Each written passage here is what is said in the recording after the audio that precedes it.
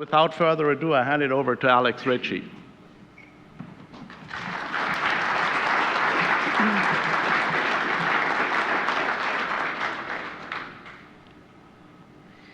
Thank you so much, Gunther, and welcome everybody. I know it's very early, and I know that this subject is very, very grim and very difficult to face sometimes, but it's also very necessary to look at the Holocaust, to look at the final solution, and to understand really how crucial this was in Hitler's war, in the Nazis' war, and in the consequences of what Hitler began. And it's really the discovery of the camps, Belsen and Dachau and so on, which was really the tip of the iceberg of the Holocaust, in fact, was one of those things that shifted our perceptions as to what we were fighting for. So it's a very, very important thing, I think, to understand some of the steps that lead to the final solution, and that's what the Wannsee Conference was all about. So I'm standing in front of a photo of a beautiful villa, 5658 Wannsee, am Großen Wannsee, in a beautiful, elegant suburb in Berlin. And on January 20th, 1942, a number of elegant black cars, limousines, Mercedes, could be seen pulling up to this lovely place. And the house originally, which was owned by a right-wing industrialist in Germany, had in 1941 been sold to none other than the SS. And the SS used it as a sort of a guest house when they wanted to, meet the guys from Riga or from Minsk to come in and have some drinks together and have a meal.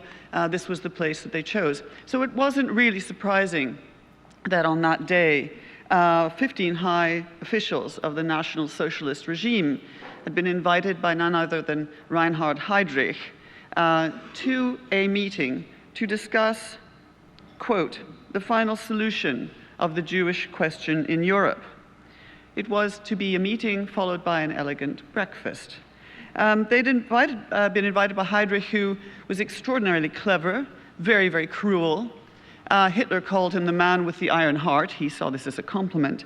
But it was also very, very important for Heydrich because this was to be effectively the rubber stamp of the final solution. Now, as Gunther mentioned, and as we all know, there had already been terrible discrimination against the Jews when Hitler came to power, everything from the Nuremberg laws to Kristallnacht. And in fact, the Germans, Nazis, originally wanted to push the Jews out of Germany, out of Austria. And the big tragedy, of course, as we now know with hindsight, was that not enough countries were willing to take them in. So Hitler and Himmler and Heydrich came up with other solutions. When they invaded Poland, they were going to create a huge reservation for Jews in the Lublin area. When they took France, they were going to send the Jews to Madagascar. When none of these worked, what Hitler did instead was round the Jews up in Poland, for example. There were 3 million Jews living in Poland, put them in ghettos, walled them in. And of course, many tens of thousands died of starvation, of disease, and so on in these ghettos alone. But this was not yet the final solution. Many, many people were dying, but this was not yet the final solution. Now, the first phase of what we can call the Holocaust really began with Barbarossa, the invasion of the Soviet Union, 22nd June 1941, when the army began this enormous invasion and was followed behind by the so-called Einsatzgruppen and, of course, other police and other units as well, whose specific and sole purpose was to murder primarily Jews, also political commissars and others, specifically dictated by Hitler. And this mass murder began right away. And this was called the Holocaust by bullets, where around about 1.4 million people, it's hard to imagine, were simply lined up the edge of pits or in mass graves in forests or whatever and shot. Infamous, of course, places like Babi Yar outside of Kiev, but then there were many, many other smaller sites as well. But the point was, as Hitler figured out, it's possible to go and mass murder a million or so people in the faraway areas of Russia because nobody really cared. Nobody could see. It was easy to keep it quiet. But what were you going to do with the population of Jews, for example, in Poland? Hitler wanted to create a paradise in the East. And paradise can't, in the German mind or the Nazi mind, have a Jewish population. So in their minds, they began to think, well, yes, we have to do something about this as well. And this is where the Wannsee Conference fits in. As I said, Hitler had correctly calculated you could shoot people in the Soviet Union and get away with it, as it were. But it was going to be much more difficult to do that in Poland. And of course, as the idea dawned on them that perhaps let's murder the Jews of Western Europe as well, you can't very well go into the center of Paris and start shooting people into the Seine, because this would be noticed by the rest of the world. And so this was the sort of beginning of the genesis, the idea of the extermination camp.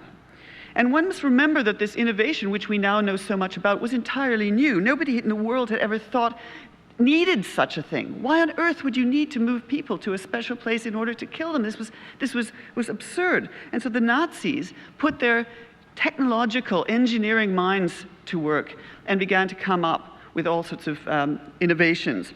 And they put together many things that they'd already developed into this horrific conclusion. One of the things was, of course, the euthanasia program, which had been put in place by Hitler and the others because they wanted to kill people who had disabilities, who were mentally handicapped, or whatever it might be. They didn't fit into this perfect Nazi world.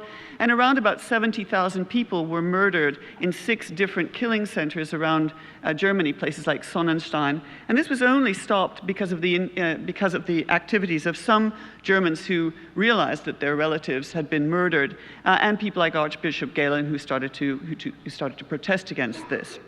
A second piece of the puzzle was the ability to move large numbers of people. This began in things like the Olympic Games, when tens of thousands of people were being moved around Berlin, but it was perfected in this sort of sinister purpose by Reinhard Heydrich, by Adolf Eichmann, who oversaw the ethnic cleansing after 1939 of what had been Polish areas and that were to be Germanized. He pushed people on trains, moved them to other parts of the Generalgouvernement, and started to learn how you move people around in this way. And also, as a result of the so-called Holocaust by bullets, which I mentioned earlier, Himmler began to realize that the terrible toll that this was taking on his poor, sensitive SS men. I mean, it's really quite terrible to have to, shoot tens and tens of thousands of people into pits. I mean, the sensibilities were being challenged, and so they were looking for a more, I suppose, kind way of killing people. Not kind for the victims, of course, but kind for the perpetrators. The idea of using gas began to be tested in various places, taking off from the euthanasia program. The first use of at Auschwitz was a kind of an ad hoc experiment by SS Hauptsturmführer Karl Fritzsche, who threw some Zyklon B into the basement of Block 11, the hated punishment block in Auschwitz I, the main camp. And it worked, and so they started using the small crematorium at Auschwitz I as a killing field already before the Wannsee Conference took place. And this was true of 2 other of what would become extermination camps as well. They were also up and running before Wannsee took place. The first was Chelmno, where they were experimenting with gas vans, putting the exhaust into the sealed container at the back of a van, driving around and killing people that way. And then the first purpose-built extermination camp started by Otto Gorbotznik on the 13th of October 1941. And he proposed the construction of a gas chamber at a place called Belzec, and this would be the first actual extermination camp. Now, the point about places like Chelmno and Belzec is that they were hidden deep, deep in the forest somewhere. Nobody could see them, but they were reached by a train line which came right up to the camps. So this, of course, starts to merge together the idea of a mass killing site using gas, plus being able to transport people in secret to a far-off location where they can be murdered and their bodies disposed of without anybody knowing about it. This is a picture of Reinhard Heydrich. And the invitation that he sends to the people who are going to go to the Wannsee Conference. This particular invitation is sent to Martin Luther. And you may be able to see that the original date for the conference was on the 9th of December 1941. However, as we all know, quite a few important things happened in December 1941, in which would turn out to be perhaps one of the most dramatic weeks of the war. Of course, we all know that around the 5th of December, the Germans start to feel a pinch outside of Moscow and realize that they're not going to take Moscow just before Christmas. But more importantly, perhaps for this, is that on the 7th of December 1941, the Japanese bombed Pearl Harbor. 4 days later, the Germans declare war on the United States. Now, Hitler seems to have considered this to be, in a way, a trigger to give the go-ahead on the mass murder of the remaining Jews of Europe. And as Gunther mentioned, Goebbels recorded in his diary on the 12th of December 1941 that Hitler had gathered his Nazi dignitaries to the Reich Chancellery and returned to his quote-unquote prophecy on the 30th of January 1939 that if the Jews ever started a world war again, of course because they had started this world war, as we all know, it would mean their annihilation. And in reality, this meant that the Jews of Europe were doomed. So on the 20th of January, Heydrich waited as these major officials arrived, party officials, high-ranking SS officers. They were all well-educated. 8 of them had academic doctorates. They were representatives of the top ministries, Ministry of Foreign Affairs, Ministry of the Interior, Foreign Ministry. Gestapo Müller was there, head of the Gestapo, of course. Adolf Eichmann, who would become notorious later on for his trial, was there on hand as Heydrich's deputy and to take the minutes. Heydrich opened the meeting by informing the guests, in no uncertain terms, that it was he who was going to be in charge, along with Himmler and the SS, of this new innovative idea of exterminating the Jews of Europe. We didn't want interference, thank you very much, from the Foreign Ministry or the Interior Ministry. So really one of the main purposes of this meeting was to rubber stamp the idea of the final solution, but also to make sure that Heydrich and Himmler et al. Were going to be in charge. Thank you very much. This is a picture of Eichmann. And what is really very, very chilling, I still can't look at this list without feeling sick. It's a list, if you can read it, of the countries of Europe and elsewhere as well, because Turkey is included and Morocco, and the number of Jews that the Nazis had figured out live in these places. And these were the people who were now going to be, as Heydrich said, Europe was going to be combed from west to east. Every single Jewish man, woman, and child was going to be found, and they were going to be, quote-unquote, transported to the east. What is so shocking is the scale of the crime that they were planning, and yet here they were in this glorious villa, having a wonderful breakfast, and according to Eichmann, during his trial, the cognac had already started to flow. Heydrich outlined the plan in some detail. Eichmann pointed out that roughly 11 million Jews would be included in the death toll. Some Jews, like decorated veterans who'd fought in the First World War on the side of Germany, might be allowed to go to the model camp at Theresienstadt, for example, but generally speaking, the rest would just have to disappear. The meeting took an hour and a half. Actually, much of the time, if you look over the minutes, was spent over arguments about what were Mischlinge and what was going to happen to so-called Mischlinge, which were the Jews in mixed marriages or their children. Do you kill them, but then you might offend some Germans, or do you keep them, but then you might offend the Germans who don't like Jews? And it was just back and forth around the table, and everybody got in a bit of a sort of hot under the collar about it. But anyway, that was resolved. The Nazi machine pulled together to create and run these new factories of death. And this would turn 1942, in particular, into a horrifying year of the Holocaust, one of the most terrible years of systematic mass killing in the history of mankind. For example, a camp like Treblinka, where most of the Jews from Warsaw were killed, over 850,000 people. Most of those people died in 1 year. It is something of a miracle that we know about this meeting. So much relating to the Holocaust was done verbally, or not written down, or written down and destroyed.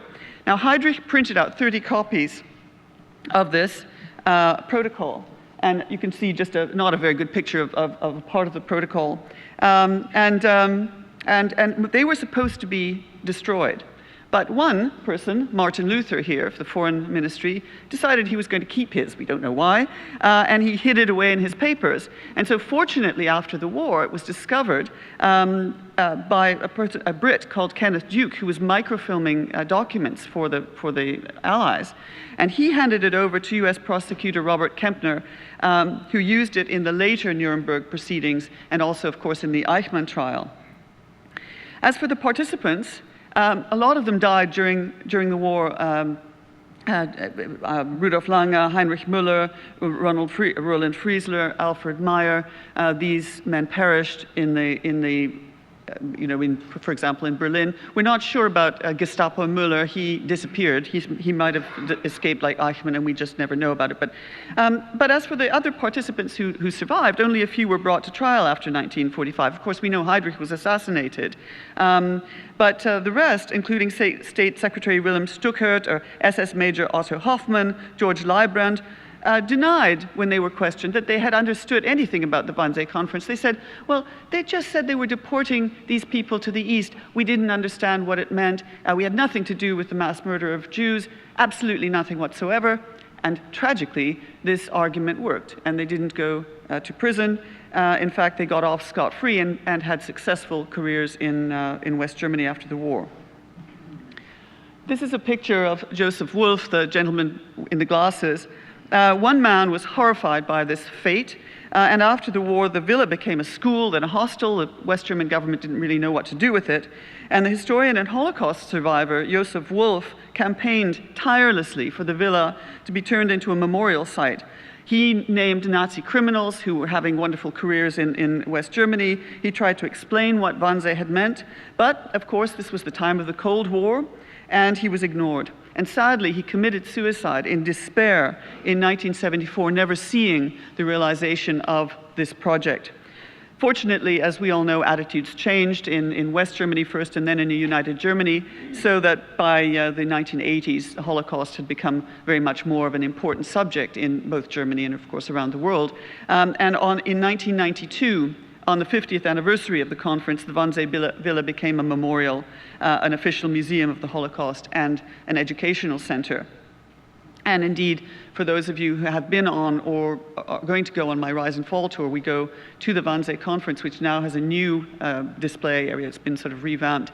And we also go to Auschwitz, and it, to me, is always this terrifying reminder of these gentlemen, in quotation marks, sitting around the table having their wonderful breakfast, and then you go to see the horrors of what the camps really were like and what the consequences were of their sort of blithe comments and discussions. And so what remains so chilling for me is the thought of these educated, well-dressed, high-ranking officials getting together over this lavish meal, toasting their success at the planning of the mass murder of millions and millions of human beings. It's a chilling warning from history as to how something like the Holocaust can happen. Thank you.